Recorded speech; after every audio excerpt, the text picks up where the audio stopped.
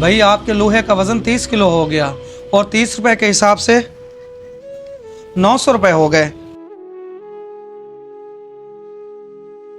और ये रहे आपके पैसे। भाई हम तो लोहा 40 रुपए किलो के हिसाब से खरीद रहे हैं। आप ऐसा करो, यहाँ पे 40 रुपए किलो वाला बोर्ड लगवा दो। जी ठीक है, मैं अभी लगवा देता हूँ।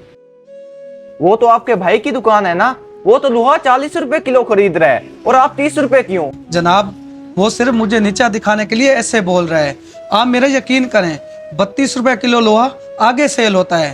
अगर फिर भी आपने उसे जाके सेल करना है तो आप चले जाएं। वैसे आपके भाई को शर्म आनी चाहिए और ऐसे भाई को मुंह भी नहीं लगाना चाहिए। तो आप उसका मुकाबला क्यों नहीं करते? हाँ भाई, आप भी तो उसका कंपटीशन करो, उसके सारे गाहक अपनी तरफ खींचो। आप भी तो पुराने खिलाड़ी हो ना। देखो भाई, वो मेरा सगा भाई है, इसलिए सोच समझ कर बोलो।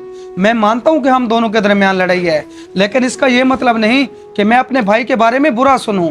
और रही बात कंपटीशन की, वो मेरा भाई है, मैं इसलिए नहीं करता। अगर उसकी जगह पर कोई और होता तो मैं उसे 2 मिनट में सबक सिखा देता। और मेरा जितना इस काम में तजर्बा है तो मैं अपना एक गाहक भी वहां ना जाने दूं।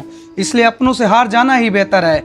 और मेरे अम्मा अब्बा कहते हैं कि अपनों से जीत के इंसान कभी बड़ा आदमी नहीं बन सकता। और तुम देख लेना, वो एक दिन हार जरूर मान जाएगा।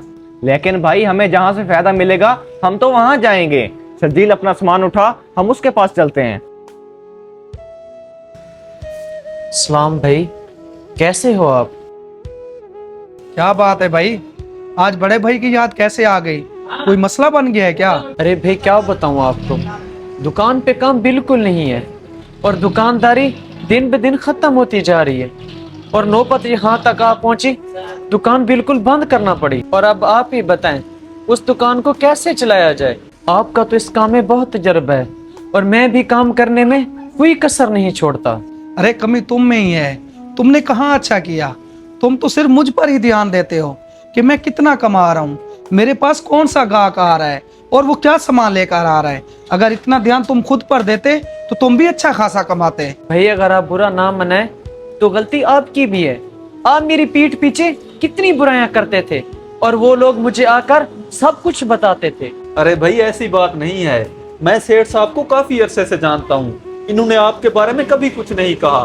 बस वो लोग आप लोगों को आपस में लड़ाने के लिए ऐसी बातें करते हैं। अरे तुम लोगों को क्यों बुरा कह रहे हो?